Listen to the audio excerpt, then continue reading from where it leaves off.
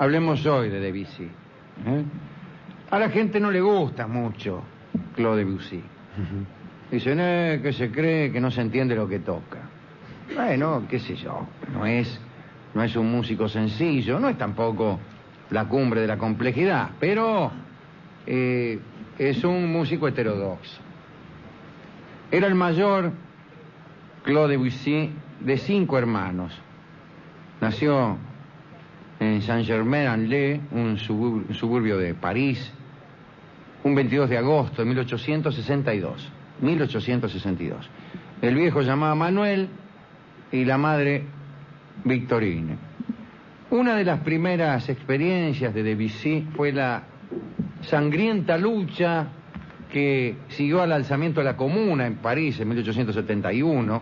El propio padre de Claude fue encarcelado por unirse a los comuneros, estuvo a punto de ser fusilado, pero después la sentencia le fue conmutada. Pero más allá de las terribles luchas políticas que se desarrollaban en París, mal andaba Francia en aquellos momentos. Habían perdido la guerra contra Prusia del 70, derrocado Napoleón III, eran años muy, muy difíciles. Sin embargo, la vida artística de la capital no se interrumpía. Ahí estaban los impresionistas, los post-impresionistas como Degas, Manet, Pissarro, Toulouse-Lautrec, Renoir. Bueno, andaban por ahí mezclándose en los boliches con los famosos escritores de la época, Rimbaud, Verlaine, Proust. Proust estaba en París en ese momento para trabajar en la novela En busca del tiempo perdido, ¿no? Estaba de moda el Art Nouveau, las calles, los postes de luz, las tiendas y hasta las estaciones del nuevo tren subterráneo. Bueno, los padres de Debussy estaban en una situación complicada. Manuel era considerado un revoltoso, no tenía laburo, y empezaron a enviar a Claude a lo de la tía Clementina, que vivía en Cannes. Ella lo educó e hizo que recibiese lecciones de piano. O sea que es la tía Clementina la que induce a Claude Debussy a relacionarse con el piano. Y eran tantas las aptitudes del chico con la música que al poco tiempo la tía lo convenció al viejo de que el niato debía tener una formación musical seria. Y Manuel pensó que se iba a llenar de guita con el pibe y lo mandó al Conservatorio de París. Debussy tenía 10 años, 1872, andá y estudiame en el Conservatorio de París. Allí permaneció 12 años en el conservatorio. ¿Cómo era Claude Debussy?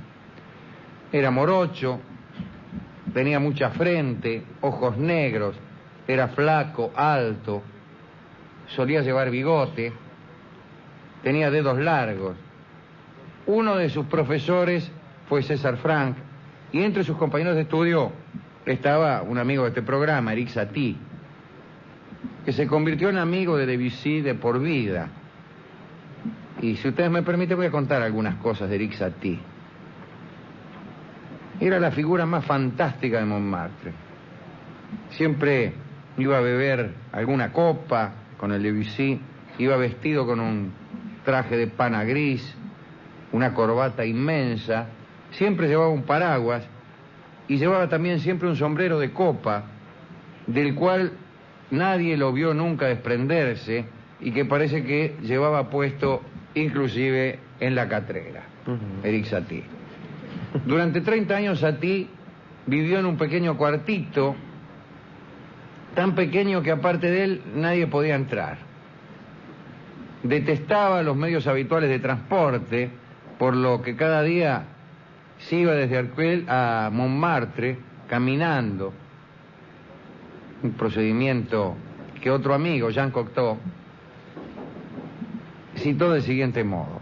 Dice, tal recorrido diario no podía explicarse a menos que lo transportaran Los Ángeles. Del dinero y de su valor Satie no sabía nada. En una ocasión se sintió muy ofendido porque un editor le ofreció guita por una serie de piezas para piano.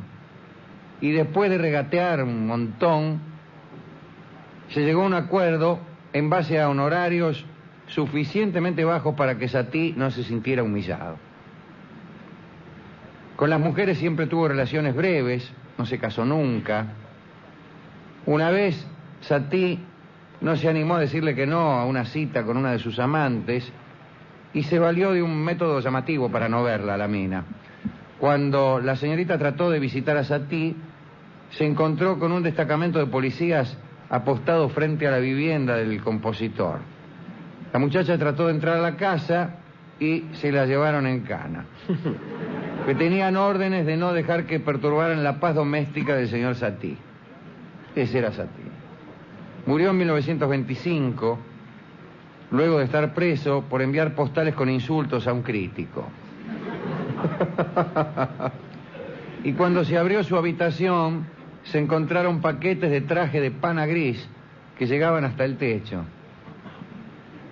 Siempre compraba el mismo traje. Impresionante. Bueno, pero volvamos a la vida de Debussy. En el conservatorio se transformó ya en un rebelde, lo retaban por los acordes corrompidos. Le llamaban corrompidos a los acordes. Arpegios extravagantes, armonías indescifrables. Mereció muchos premios porque realmente tenía mucho talento pianístico, pero después fue desinteresándose de la interpretación en favor de la composición. Suele ocurrir esto en todos los músicos, cuando empiezan a componer, empiezan a tocar peor. Es así, es inevitable. Cuando empiezan a hacer arreglos o a dirigir orquesta también. ¿Por qué? La interpretación pianística y de cualquier otro instrumento requiere horas y horas de adiestramiento diario. Y cuando uno empieza con otras actividades no tiene tiempo para eso. Es de las especialidades musicales, la más ingrata es la de la interpretación. Cuando un gigantesco pianista deja de adiestrarse durante 15 días, ya no es gigantesco. Qué cosa. Bueno, por esos días el muchachito Debussy entró en contacto con los lujos de la alta sociedad, se convirtió en profesor de piano de los hijos de una rica heredera rusa, Madame von Meck, quien, entre otros asuntos, se ocupaba de las obras de Tchaikovsky. Y ella lo llevó a Debussy a los distintos palacios que tenía en Europa, y bueno, el músico se le enamoró. A vos te llevan a un palacio, a otro. Tarde o temprano. Tarde o temprano te enamoras. Dicen que la abandonó porque se dio cuenta de que Madame von Meck lo utilizaba solo para sorprender a Tchaikovsky, de quien estaba enamorada. Así que lo utilizaba Debussy para darle celos a Tchaikovsky. Es más de lo que hacen muchas, le digo. Más de lo que hacen muchas, ¿no? Está bien. A Tchaikovsky mucho no le importaría, pero bueno. Desengañado Debussy, imagínese, se volvió a París y se convirtió en un compositor sorprendente para los gustos de la época, ¿no? Ganó el Gran Premio de Roma en 1884 con la cantata El Hijo Pródigo. El premio consistía en 4 años de estudio en Roma, que para algunos alumnos atorrantes, oyentes de este programa, más que un premio era un castigo. Te ganaste 4 años de estudio, macho. Bueno, pero Debussy viajó a Roma y apenas llegó, se volvió. No le gustó Roma. La describió como una ciudad de mármol, moscas y aburrimiento. Una verdadera injusticia, pero bueno, ¿qué quiere que le haga? Se mudó a una mísera guardilla del barrio de Montmartre y pronto se rodeó de un círculo de músicos, pintores, poetas. Parece que era un experto y gracioso orador. Cenaba con Proust, alguna vez compartió la mesa con Oscar Wilde. En el año 1889 Debussy se unió a las multitudes que acudían a ver la Exposición Universal, aquella para la cual se construyó la Torre Eiffel. Bueno, la exposición lo impresionó mucho, sobre todo una orquesta javanesa que traía sus xilófonos, sus marimbas, sus gongs, y lo impresionó un grupo teatral chino por los tambores y las flautas. Y dicen que esa experiencia influyó más en Debussy que todos sus años de conservatorio.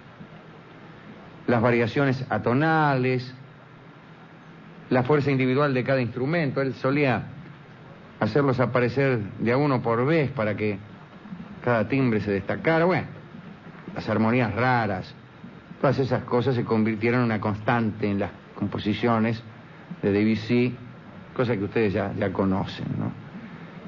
Le gustaban los músicos asiáticos.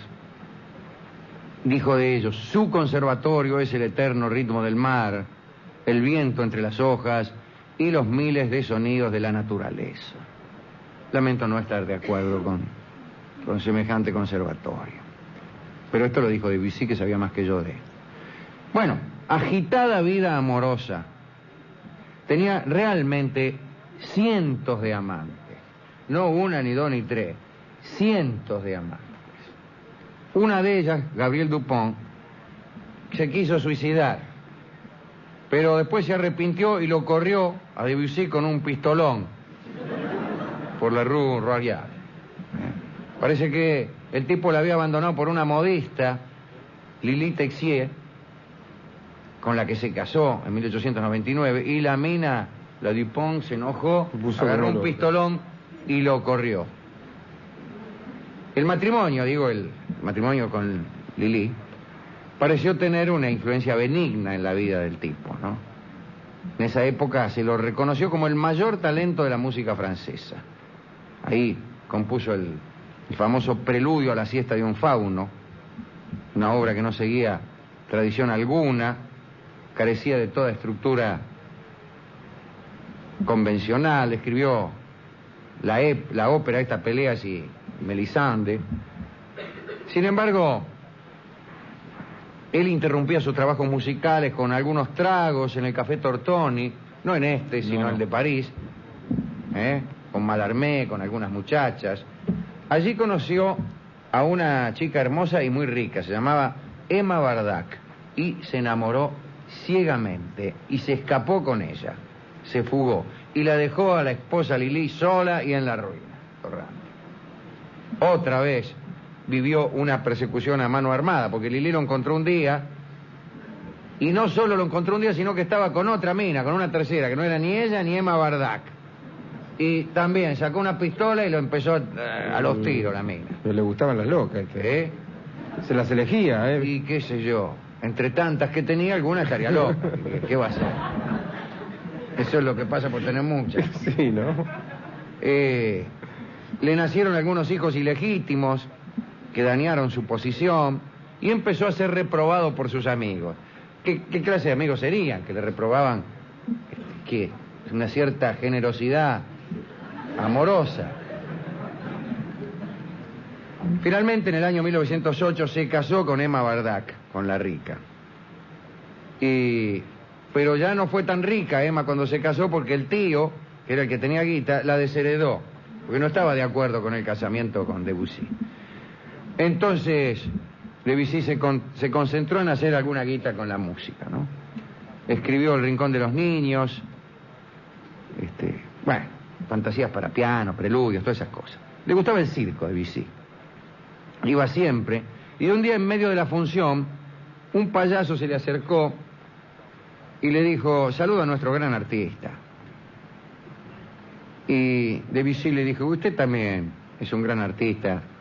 Nosotros los músicos recibimos patadas también, dice, y no de nuestros compañeros, porque veo que los payasos liegan patadas. Entonces el payaso le propuso cambiar de roles, y sacó un violín, el payaso, y empezó a tocar bastante bien.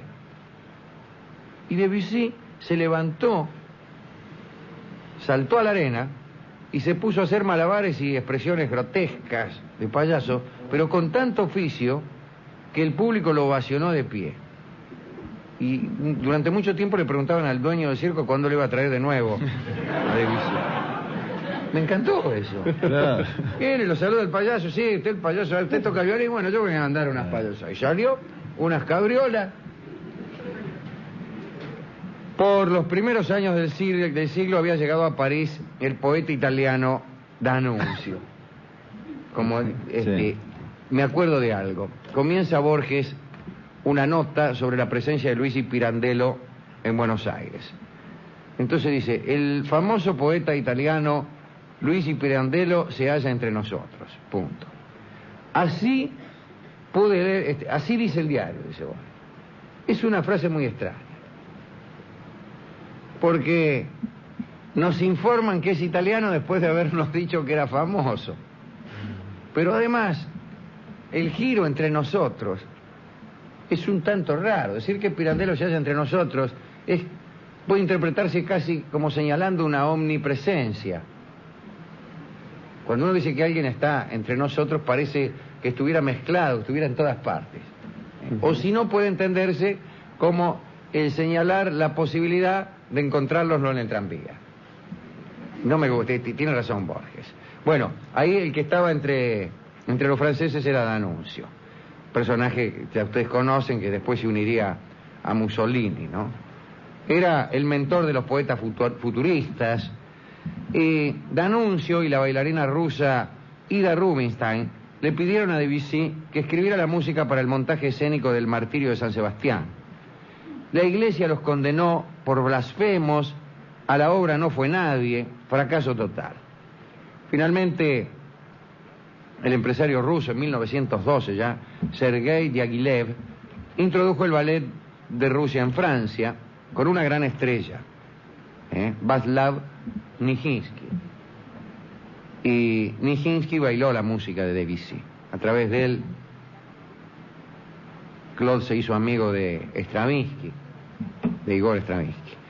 Parece que un día de 1913 ambos tocaron, Stravinsky y Debussy, un arreglo para piano a 4 manos. Era la consagración de la primavera, aquella controvertida partitura de Stravinsky. Instrucciones de Stravinsky para ejecutar la consagración de la primavera. Dice, esta partitura no debe interpretarse. Lo primero que quiero decir es que esta partitura no debe interpretarse. Y lo segundo es que debe entenderse esto que dije antes, como dicho, con soberbia. Bueno, en 1914 estalló la guerra y le llegó la desgracia a Debussy. Le diagnosticaron un cáncer en el estómago, hizo un tratamiento que le permitió vivir 4 años más, hasta que la enfermedad lo venció y murió en París en 1918. Justamente mientras los proyectiles del cañón alemán de largo alcance, Gran Bertha, hacía volar en pedazos los bulevares de Montmartre. Este era el Debussy, ¿no? Que amaba mucho la pintura, casi tanto como a la música, y que por esa misma razón había intentado llevar el color y la sensibilidad de la pintura a las composiciones, sobre todo las que tenían que ver con la escuela del impresionismo. Ciertamente algo nuevo empezó con Debussy. Tan nuevo que, aunque a mí me gusta mucho y a algunos de los integrantes del programa somos seguidores de la música de Debussy y de Satie también,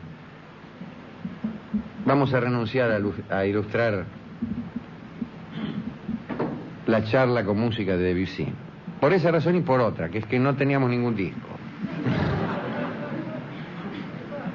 ¿A quién le podemos dedicar esta charla? Bueno, a él, a nuestro amigo Claudio. Tener centenares de amantes es una virtud. A nadie lo quieren gratis. A nadie lo quieren gratis. Tendría alguna virtud el hombre. Además de que era un gran músico, por cierto. Era un gran músico. También algunos de sus amigos, a Erik Satie, a Stravinsky, a Nijinsky, que estuvo aquí, también él en Buenos Aires, y al payaso de aquel circo que tocaba bien el violín y tuvo la generosidad de convidar al músico a hacer algunas payasadas en la arena. Y a la tía, ¿no? A la tía Clementina. Mire qué olfato que tuvo, claro, la tía. Este está bien para pianista. Me gusta para pianista. Bueno, todos necesitamos una tía Clementina. Algunos para que la tía advierta nuestro talento pianístico o literario o deportivo. Y a veces las tías sirven también para descubrir la ausencia de esos talentos, lo cual nos librará de estudios que no conducirán a nada, de la tortura de aprender lo que uno no lleva adentro. Así que siempre es bueno tener una tía que le descubra a uno el talento, porque es muy malo tener un talento no descubierto. O que le descubra la ausencia de talento, porque es muy malo ocupar asientos que mejor estarían destinados a personas talentosas. Bueno, ¿con qué ilustraremos en ausencia de Debussy? Bueno, ya que tanto el amigo Claudio como el amigo Eric Satie andaban de copas por Montmartre, vamos a escuchar a otro amigo francés cantando el tango Noches de Montmartre. Vamos a hablar sobre un pintor que es Rafael. Nosotros somos más bien hinchas de Miguel Ángel, del cual Rafael fue un poco enemigo, pero hoy hablaremos de Rafael, el de Urbino, Sanzio, dice usted. Exactamente, Rafael Sanzio. Estamos en el Renacimiento, los artistas plásticos estudiaban anatomía para dibujar y modelaban las figuras antes de pintarlas para ver qué sucedía con la perspectiva, con la luz. Ya las figuras espirituales, hieráticas, débiles, planas de los primitivos se dieron lugar a una nueva generación de imágenes, más vivas, más enérgicas. El otro día hablamos del Caravaggio, que fue posterior a Rafael. Pero bueno, ¿cómo era la vida en aquel entonces? Estamos hablando de fines del siglo XV, principios del siglo XVI, en Italia. El tiempo del Michelangelo, el tiempo de Leonardo da Vinci. Y la vida era violenta y peligrosa. Todos los días, en cualquier situación, durante los juegos de pelota, las carreras de caballos, se abofeteaban unos a otros y hasta se mataban por razones insignificantes, no como ahora.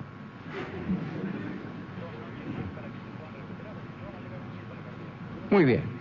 En ese ambiente, dominado por los burgueses, que pagaban por los trabajos violentos a los condotieros, en ese tiempo donde los comerciantes estaban libres, tenían libres las manos, ya que los condotieros los ayudaban, para desplegar su oficio sin verse degradados. Bueno, en ese ambiente vivió Rafael. Nació un 6 de abril del año 1483, como se ha dicho, en Urbino. Era patrimonio Urbino entonces del duque Guidobaldo de Montefeltre. Y el Guidobaldo se reunía con unos artistas a quienes sostenía, bancaba artistas, los ocupaba en el decorado, en la ornamentación de su palacio. Entre sus artistas se hallaba Giovanni Santi, que era el padre de Rafael. Un pintor, era pintor y poeta el papá de Rafael, pero los cuadros y las rimas de Santi no pasaron nunca los muros de la fortaleza. Giovanni escribió 23.000 versos solo para alabar a su señor, al Guidobaldo, y relatar sus hazañas. Y esta labor, aunque no le abrió las puertas de la fama, le conquistó la estimación del Guidobaldo, calcule usted. Giovanni Santi estaba casado con Maya di Battista Charla, y de este matrimonio nacieron 3 hijos, Rafael y otros 2 que murieron en la infancia, como solía ocurrir. Rafael creció en este clima refinado y animado por otros artistas y por su propio padre. Empezó a estudiar pintura. ¿Qué quiere que le haga? Se empezó a ejercitar incluso con algunos geómetras en el arte de la perspectiva. Todo estaba muy tranquilo, pero cuando el Rafael tenía 10 años, la malaria fulminó a los padres. Y de golpe se quedó ahí en medio de una disputa entre algunos de sus tíos, que se lo querían sacar de encima. El duque de Montefeltres hizo el gil. Nadie se quiso hacer cargo del Rafael. Pero, entre tanta desgracia, apareció una persona que lo salvó de terminar en el hospicio de indigentes de Urbino. Se trataba de Timoteo Vitti, un pintor que había desempeñado un papel semejante al de Leonardo da Vinci cerca de Ludovico el Moro en Milán. Vitti tocaba el violín, tocaba el laúd, cantaba extraordinariamente bien y seducía con esas virtudes a todas las minas en cualquier lugar que visitaba, lo cual me parece bien. ¿Para qué demonios quiere que uno toque el violín, el laúd y cante bien, sino para levantarse minas? Timoteo Vitti decidió apadrinar a Rafael y se lo llevó a su casa. En poco tiempo, Rafael aprendió algunas de las técnicas que profesaba el maestro, las concernientes a la pintura y también las que tenían que ver con las minas. Respecto a la pintura, ya en esa época pintó La visión de una noche y el San Miguel, que está hoy en el Louvre. Respecto a los otros asuntos, parece que el maestro y el alumno salían juntos, a caminar, a saludar señoritas, como dice un amigo mío. Con el solo propósito, decían ellos, de contemplar muchachas para ampliar los límites de la belleza pictórica. Se decían el uno al otro, vamos a relojear muchachas para ampliar los límites de la belleza pictórica. En una carta escribe Rafael: para pintar a una mujer bella necesitaría ver muchas más mujeres bellas, pero habiendo carestía y escasez tanto de buen juicio para elegir la mejor como de bellas mujeres, yo me sirvo más bien de cierta idea que me viene a la mente. Parece que junto a Vitti y más tarde con Perugino, Rafael observaba muchachas para luego volcar en la tela o en los muros el conjunto o la idealización de lo visto. En principio no recurría a modelos vivos. Según Vasari era un biógrafo, no un cine, sino un escritor de biografías de pintores. Fue el más famoso de los biógrafos del Michelangelo y también de Rafael. Según Vasari, parece que Rafael gozaba con beldades de ficción, inventaba las bellezas que pintaba, pero naturalmente tenía que inspirarse en la realidad. Una vez algunos amigos le reprochaban detalles del cuadro Amor y Osiche, como poco psiqueyeros, como poco coincidentes con la auténtica naturaleza. Y Rafael le preguntó, ¿y los demás, los otros detalles? Lo demás se ve más natural, dijeron los amigos. Y el pintor dijo, pues en todo caso corregiré lo demás. El artista no debe copiar la naturaleza tal como es, sino pintarla tal como debería ser, quizá aún mejor. No era esto el impresionismo, no se crean. No es pintarla tal como la veo, es pintarla tal como debería ser, que es bien otra cosa. Para Rafael, el modelo desnudo no servía más que de indicación para conservar el detalle en la memoria, no para repetirlo. Para comprender, qué sé yo, las dependencias, las relaciones, para crear acción, para crear vitalidad, pero no para copiar. Recuérdese la diferencia con Caravaggio y su necesidad de pintar con un naturalismo exagerado. Así Caravaggio había pintado, decíamos el otro día, el tránsito de la Virgen con el cadáver de su amada Elena, y la resurrección del Lázaro con un muerto de 4 días. Bien. Sin embargo, hay que decir que en alguna oportunidad Rafael hizo uso del naturalismo más extremo para escapar de una situación bastante complicada. Parece que el pintor llevaba, ¿para qué lo vamos a negar?, una vida disoluta. Y se quedaba muchas veces sin un guita. Y un día se hospedaba en una posada, hacía ya un tiempito que estaba allí, se le ocurrió pedir la cuenta y advirtió que debía mucho más de lo que tenía. Entonces le dijo al encargado que volviera al cabo de 2 horas para recibir el importe, que él lo iba a esperar en la habitación.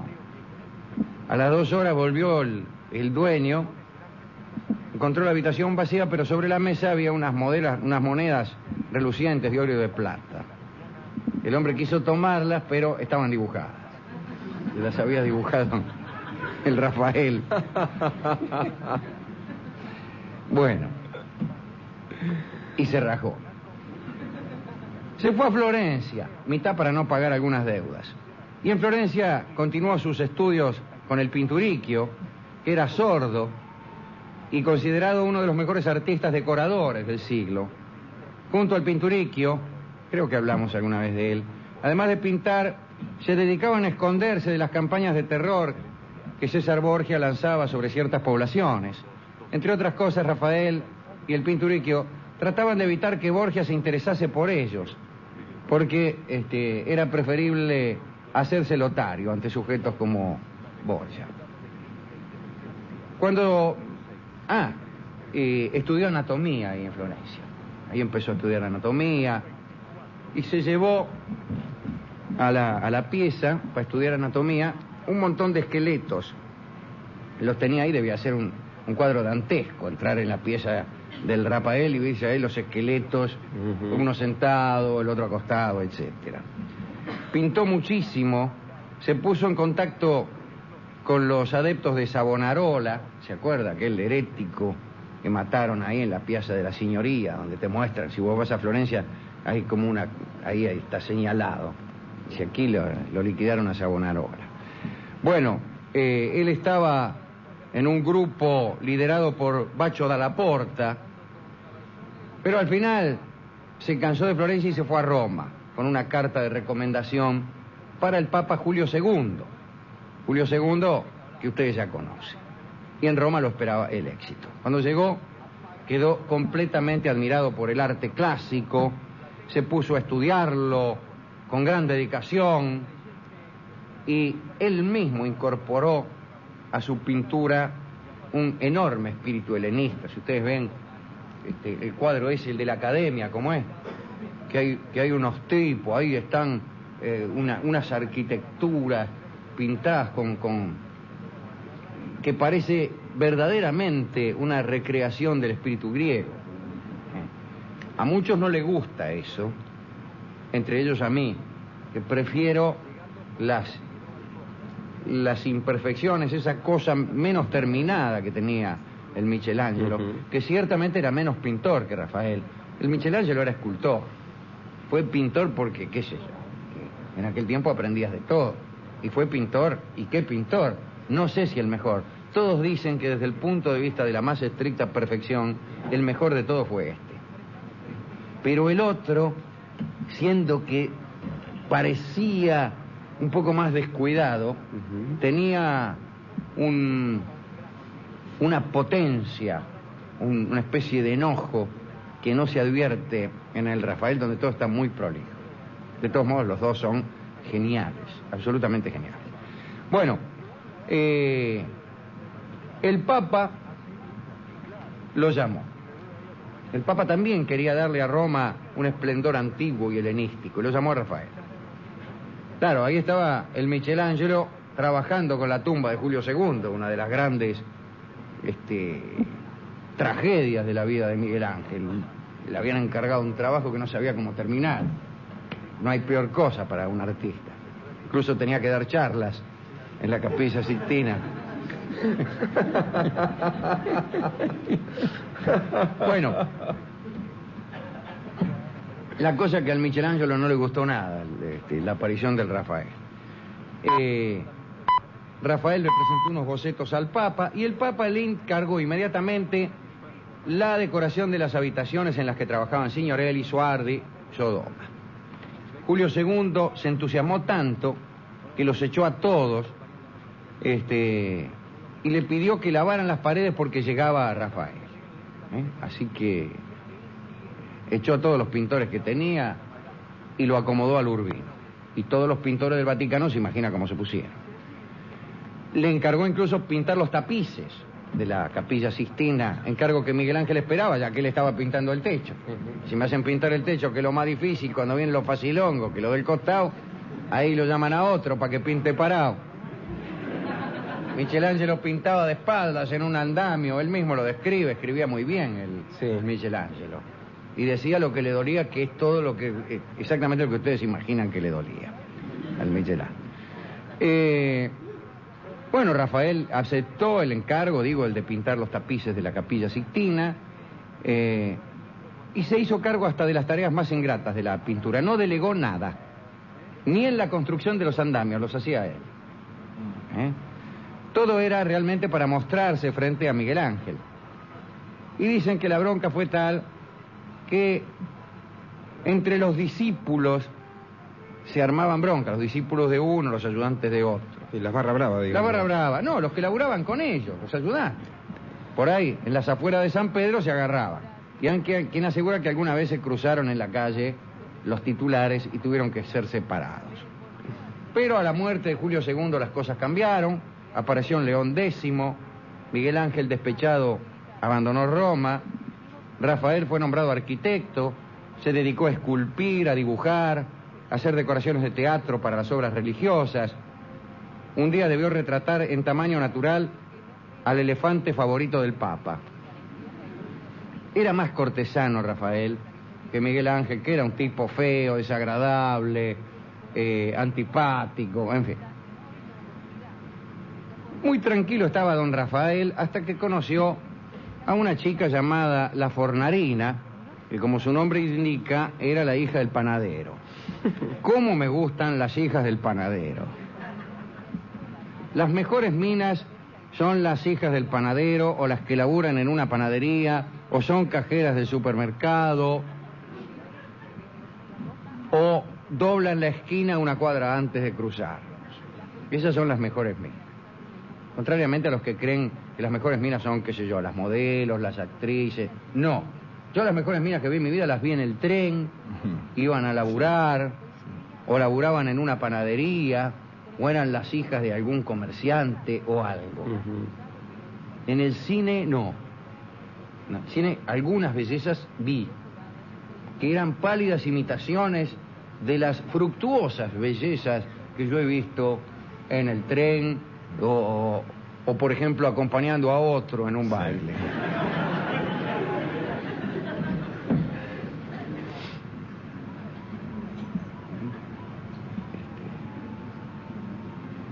Una de los sueños de mi vida siempre fue que se me cruzara en la vida alguna de las hijas del panadero.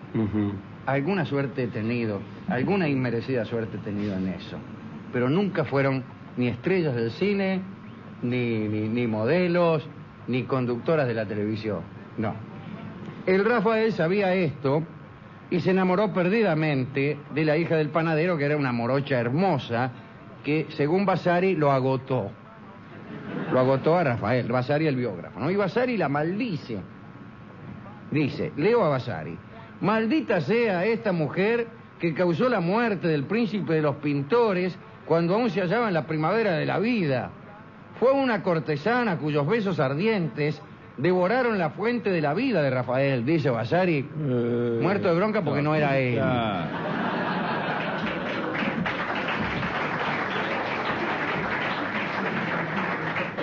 Parece que así como se entregó largas temporadas a las pinturas y no delegando ninguna tarea por ingrata que fuese, del mismo modo no abandonó jamás la habitación de La Fornarina.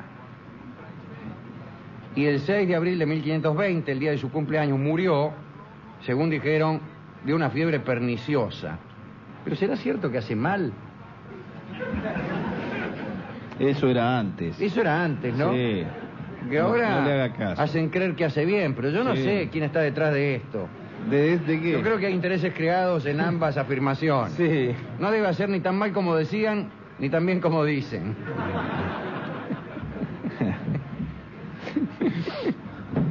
Bueno, algunos cuentan que aquella noche, la noche de la muerte del Rafael, se sintió en Roma un gran temblor que resquebrajó algunos arcos del Vaticano. Los funerales fueron tan suntuosos como lo de un príncipe, como que príncipe de los pintores le llamaban.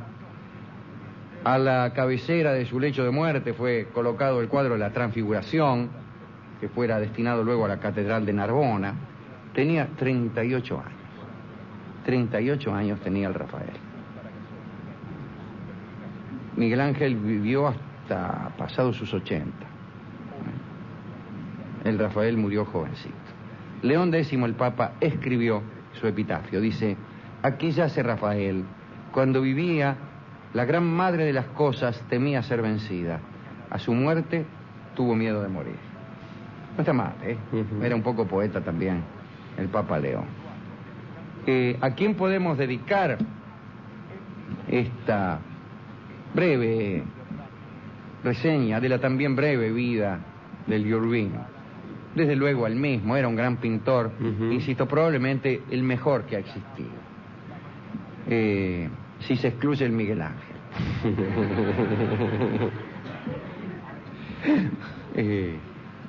Digo, el mejor que ha existido en cierta...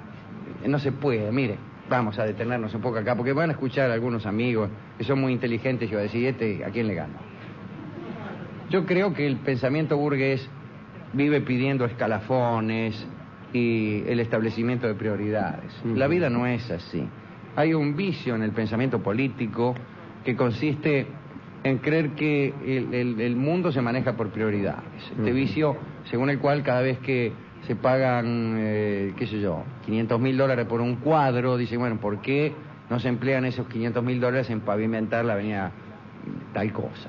Es que es verdad, a veces es verdad o a veces no, pero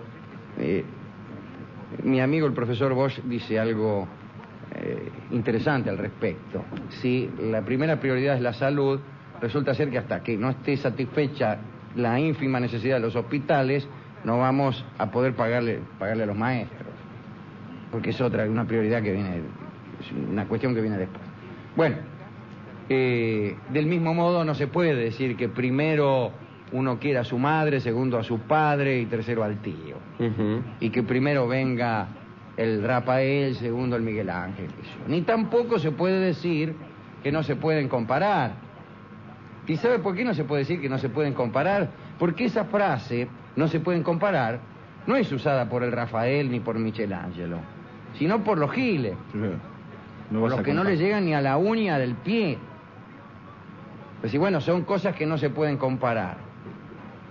Yo no estoy tan seguro de que no se puedan comparar. Algunas cosas sí se pueden comparar.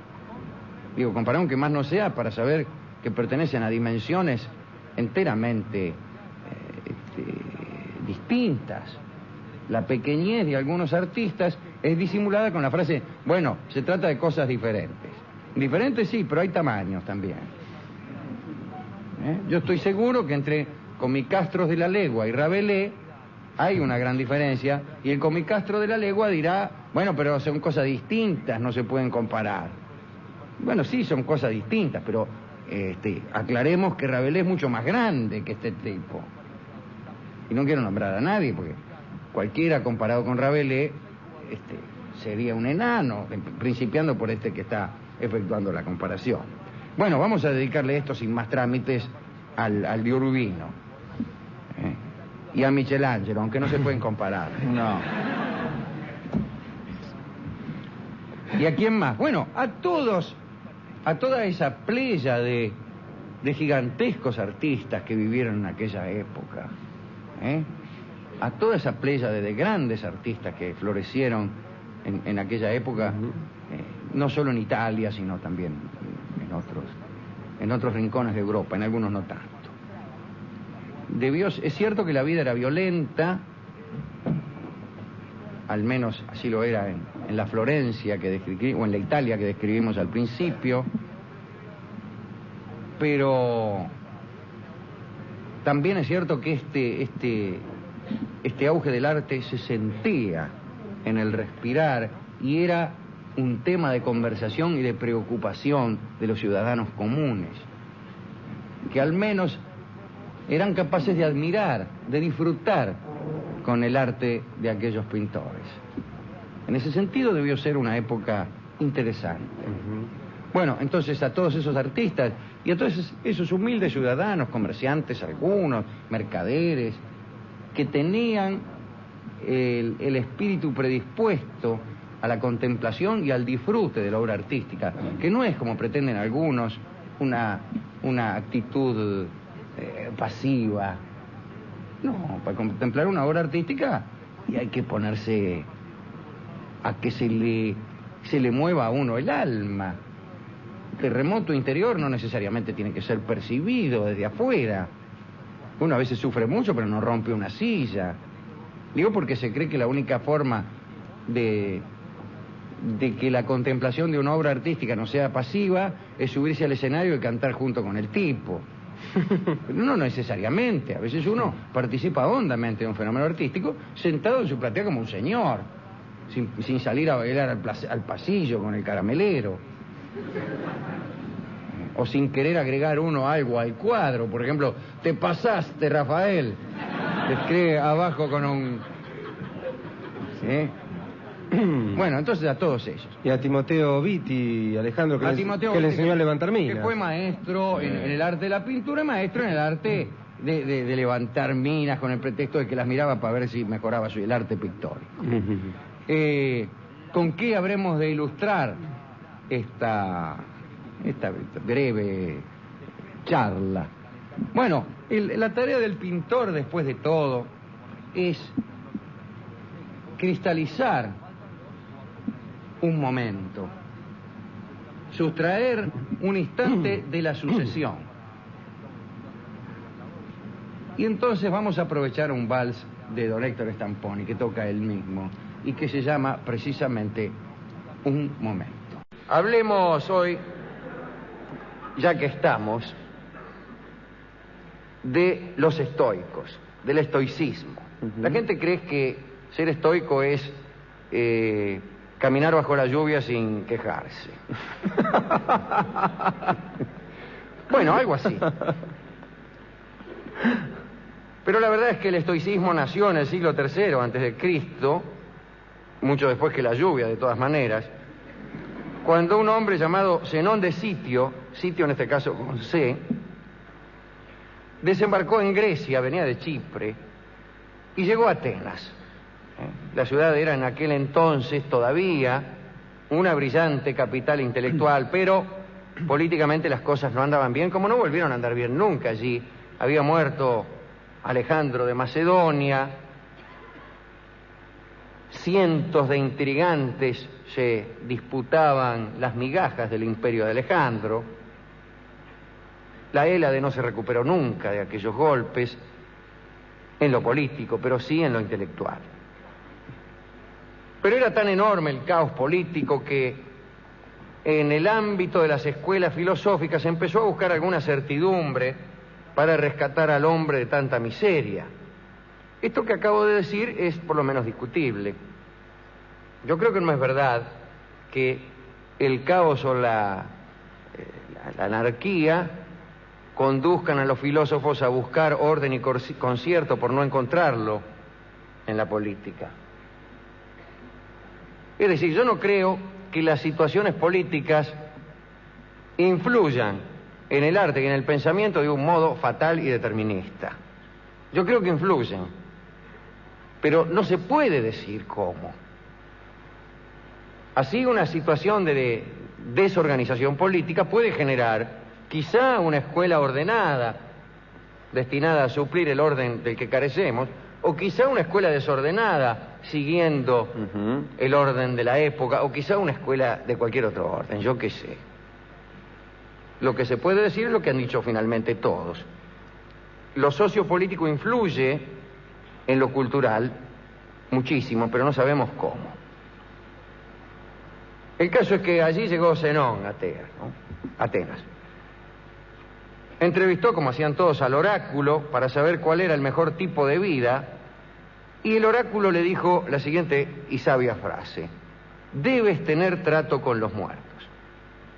Cosa que Zenón hizo enseguida. Tuvo un trato con los muertos casi como un Quevedo anticipado, porque se puso a leer a los antiguos. Recuerden el soneto de Quevedo, escuchando con los ojos a los muertos. Quizá no estaría mal pensar que la inspiración quevediana pasó por esta historia de la respuesta del oráculo a Zenón, ¿no? Se me ocurre ahora. El caso es que Zenón se puso a leer a los antiguos, estudió a los cínicos, a Crates, a Diógenes, quienes, entre otras cosas, decían que los hombres debían llevar una vida ejemplar. Así, Crates había impuesto a su mujer el vivir en una casa de vidrio. No se sabe si este precepto fue metafórico o si fue concreto. El caso es que a él le parecía que nada debía ser ocultado. Después de estas lecturas, Zenón fundó una escuela, se rodeó de discípulos. A diferencia de los sofistas, no cobraba las lecciones, las daba gratarola. De resultas de lo cual, muchos de sus alumnos eran indigentes y, como decían sus amigos o sus enemigos, había siempre a su alrededor una nube de miserables. Andaban casi todos desnudos y andrajosos.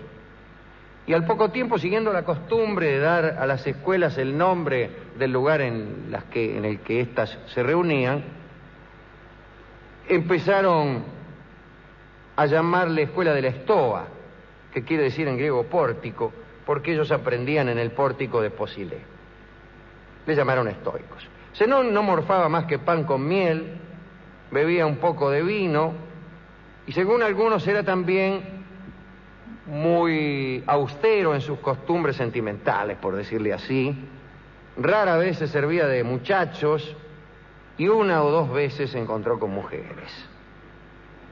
No permitía que sus discípulos se hermosearan, y a los que se presentaban demasiado elegantes los hacían sentar en el barro para que se mancharan la ropa. Les pedía a todos paciencia, abstinencia, humildad. Era lo que se necesitaba para entrar en la escuela de Zenón de Sitio. Sin embargo, había un detalle. Ellos defendían la idea de que las mujeres debían ser comunes a todo el círculo de amigos. Aquella escuela era, después de todo, la pesadilla de una feminista, ¿no? Bien. El fin supremo del estoicismo era llegar a la sabiduría por medio de la virtud. Cosa que a veces da resultado, pero a veces no. Pero la virtud consistía en cumplir el orden universal fatalmente impuesto por la naturaleza. Se debía sofocar toda pasión, seguir los dictados de la razón hasta llegar a una apatía absoluta. Es decir, es bastante aburrido. ¿Para qué lo vamos a negar? Pero ellos creían que los sabios eran austeros, incorruptos, sinceros, estaban ajenos de los negocios, no existía en ellos el deseo, no debían sentir dolor ni sufrimiento. El dolor para ellos era una disposición irracional del ánimo. Y decían que era posible combatir y despreciar al dolor y a la muerte. Y que esa finalmente fue la característica principal de la filosofía estoica, este desprecio por el dolor y por la muerte. Ahí está el caso del estoico Laterano, así se llamaba, ¿qué quiere que les diga? Eso fue ya durante el Imperio Romano, ¿no? Que fue acusado de conspirar contra Nerón, que por cierto no era nada estoico. Y en el interrogatorio, Laterano respondió que iría sin gemir ni llorar tranquilamente a la cárcel. Por esa respuesta orgullosa lo condenaron a ser decapitado. Lo llevan al tipo ahí donde le iban a cortar la cabeza y, viendo que el verdugo había fallado el primer golpe, Laterano empezó a darle instrucciones para que pudiera dar el hachazo en forma certera. Eso le llamo yo un estoico. O sea, ya vamos comprendiendo lo que es el estoicismo. Es dar indicaciones al verdugo que desea cortarnos la cabeza, pero que ha fallado su primer golpe. Otro corajudo fue Epícteto, el esclavo, ¿no? Era un esclavo nacido en Hierópolis, que por los azares del mercado fue conducido a Roma, y allí lo compró Epafrodito, que era un tipo famoso por su crueldad. Y mire que para ser famoso por la propia crueldad en Roma, había que ser cruel, ¿eh? Había que remar. Combatía a uno con unos nenes espantosos.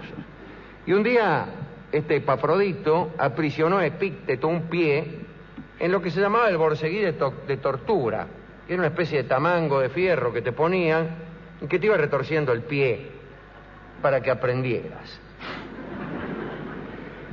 Y en realidad Epícteto no había hecho nada, pero habiéndose enterado este amo de que Epícteto no gritaba ante el dolor, se le ocurrió comprobarlo y además quebrarle la voluntad. Entonces le empezó a retorcer la gambardela con el borceguí de tortura. Epícteto por ahí le dijo: me vas a romper la pierna. Pero Epafrodito continuó.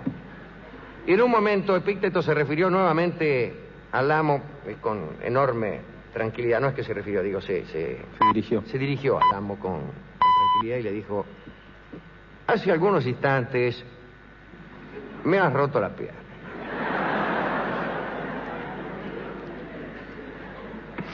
Otro caso fue el de un filósofo de cuyo nombre las crónicas no se acuerdan, o quizás soy yo el que no recuerda el nombre, que torturado por el verdugo se cortó él mismo la lengua con los dientes para no hablar. Bien, hay más ejemplos, ¿no?, acerca de esta minimización de la muerte, del dolor. Cierto día Zenón, al salir de la escuela, se cayó y se quebró un dedo.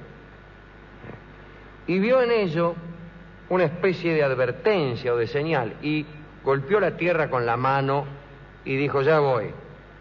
Y acto seguido se estranguló él mismo y se murió. Esta fue la muerte de Zenón. Se estranguló.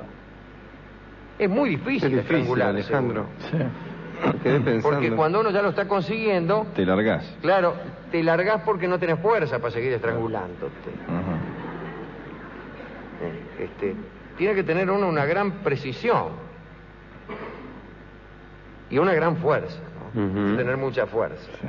Entusiasmo. Bueno, un discípulo de Zenón, Cleantes, tuvo una terrible enfermedad en las encías y los doctores le recomendaron 2 días de ayuno. También el tipo consideró que era una señal y no comió más.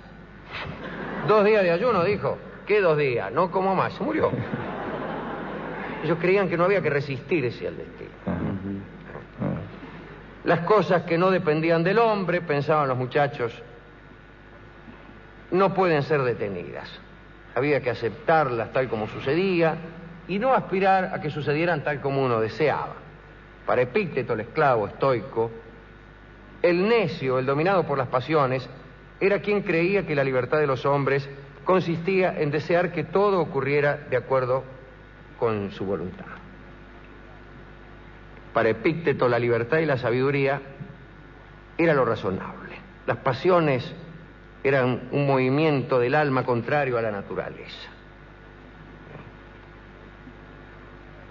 Sin embargo, el destino era una cosa ineludible y había que tener una actitud sumisa. Un día se le acercó a Epícteto un comerciante que estaba dudoso de embarcarse. Se iba a subir a un barco el tipo y se venía una tormenta. Y lo consultó a Epícteto, que a quién le va a consultar, ¿no? También el tipo. Y el estoico le dijo: si el barco se hunde, no es asunto tuyo. Ni grites ni te atormentes, puesto que es necesario que tú mueras. Dicho lo cual, se fue.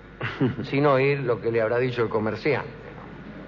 Aquí aparece la discusión con los epicúreos, para quienes los átomos se hallaban dotados de una espontaneidad que permitía al hombre la libertad de sustraerse a aquella estructura incorruptible del mundo. En fin, que los estoicos eran deterministas y los epicúreos no. En fin, el pensamiento estoico hablaba también de un eterno retorno.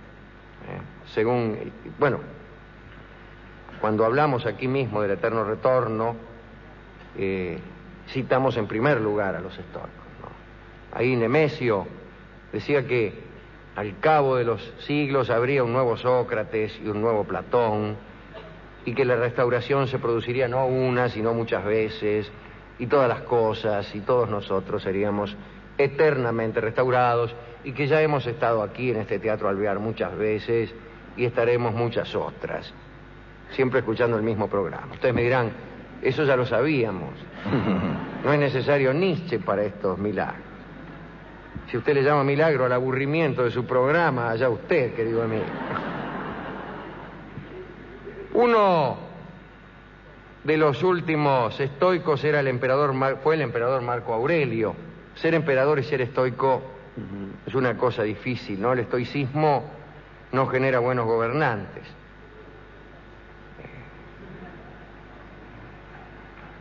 El epicureísmo tampoco. En general es difícil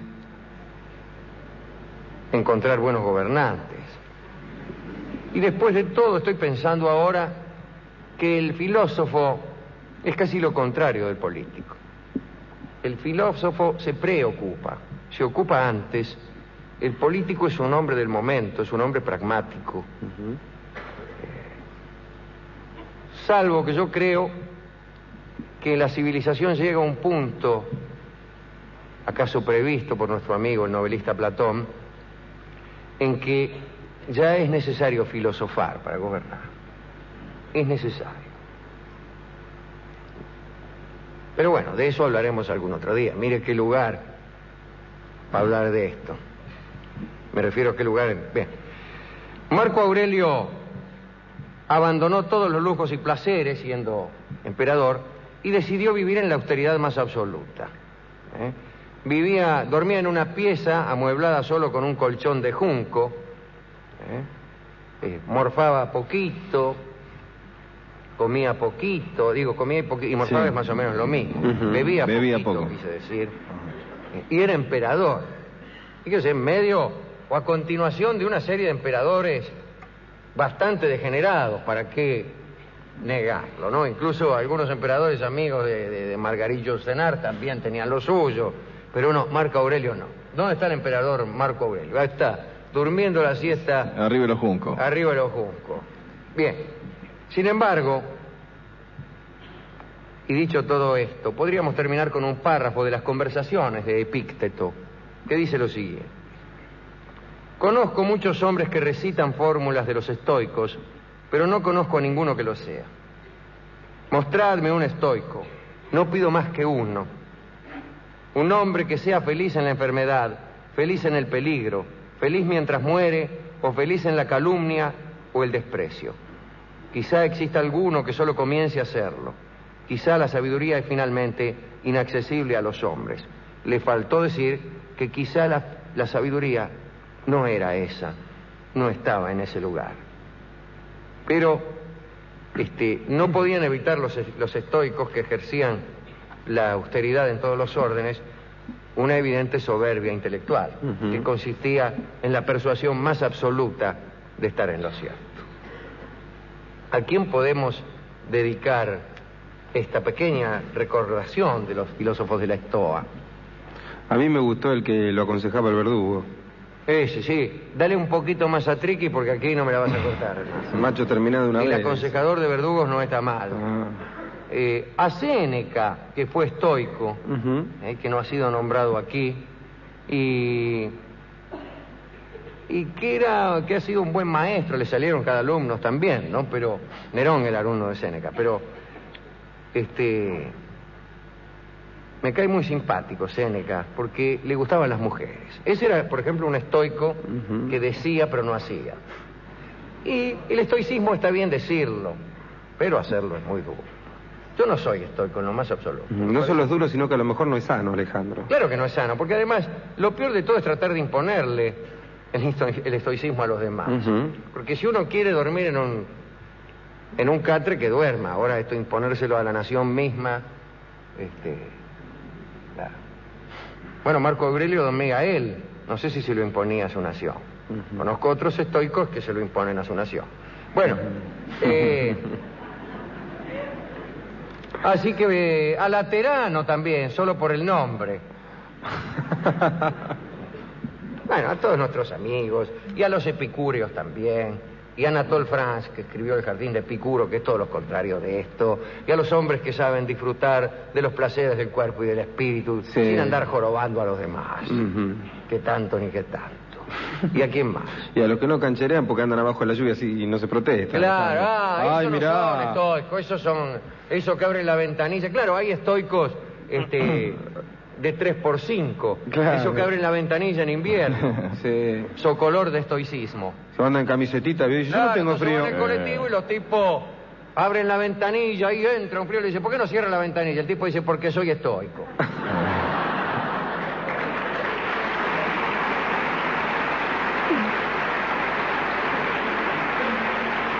Y también le dedicamos esta charla a Stoikos, el jugador búlgaro. Estoico, buen jugador. Estoico. Muy simpático, que practica el estoicismo futbolístico, que consiste en caerse y levantarse sin decir nada. Sí, señor, calladito. Y desear que los propios tiros libres salgan fuera. Y bueno, toda vez que hoy nos hemos ocupado de cuestiones del pensamiento y del espíritu, cuestiones que provienen de lo más profundo del ser, lo ilustraremos con un vals que pretende venir desde el alma. Adelante, Nelly Omar, cántele desde el alma a los estoicos para que aprenda cómo disfrutamos los epicúreos.